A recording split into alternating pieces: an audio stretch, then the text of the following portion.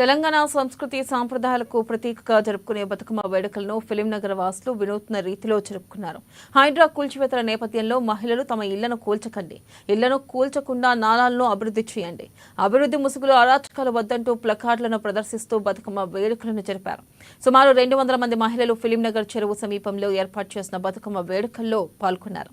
అందమైన బతుకమ్మలను తీసుకొచ్చిన మహిళలు వాటిని ఒక చోట పేర్చి బతుకమ్మ పాటలకు నృత్యాలు చేశారు. అనంతరం ప్లకార్డులతో ప్రభుత్వానికి తమ నిరసనను తెలిపారు. నిరసనతో కూడిన బతుకమ్మ వేడుకలు జరుగుతున్నాయన్న విషయాన్ని తెలుసుకున్న జూబ్లీహిల్స్ ఎమ్మెల్యే మాగంటి గోపీనాథ్ అక్కడికి చేరుకుని వారికి మద్దతు పలికారు.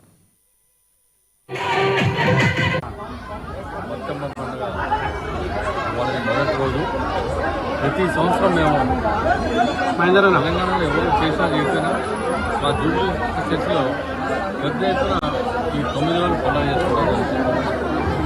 ప్రతి డివిజన్లో అధిక సంఖ్యలో ఎప్పుడు మహిళలు రావటం, ప్రతి సంవత్సరం కూడా చాలా ఘనంగా జరుగుతుంది. అందుకని మహిళలు ఎప్పుడు కూడా బతుకమ్మగానే ఫస్ట్ గుర్తుకొచ్చేది కేసీఆర్. ఎందుకంటే దసరాకు కానీ బతుకమ్మకు కానీ చీరలు పంచే కార్యక్రమం ఉండేది. మరి ఇప్పుడు ఆ చీరలు ఎక్కడ పోయినాయో ఏమెక్కడ పోయినాయో ఎవరికి అర్థమే కావట్లేదు. ఒక పేదేంటి మహిళలందరూ కూడా కొత్త చీర కట్టుకొచ్చి మరి బతుకమ్మ స్టార్టింగ్ రోజు బ్రహ్మాండంగా పండుగ జరుపుకుంటారు. ఆ రోజుల్లో ఏంటంటే పేదవాడు ఒక పూట కొత్త బట్టలు కట్టుకోవాలి, మంచి భోజనం చేయాలి అనే ఉద్దేశంతో ఇట్లా ఈ పండుగలన్నీ కూడా రంజానే కానీ బతుకమ్మ కానీ క్రిస్మస్ కానీ ఇవన్నీ కూడా తీసుకురావడం జరిగింది. మరి అట్లాంటి పండుగని వాళ్ళ మహిళలు ఎంతో దుఃఖంతో ఉన్నారు. మరి ఎందుకు దుఃఖంతున్నారంటే ఈ హైడ్రా ఒకటి వచ్చింది.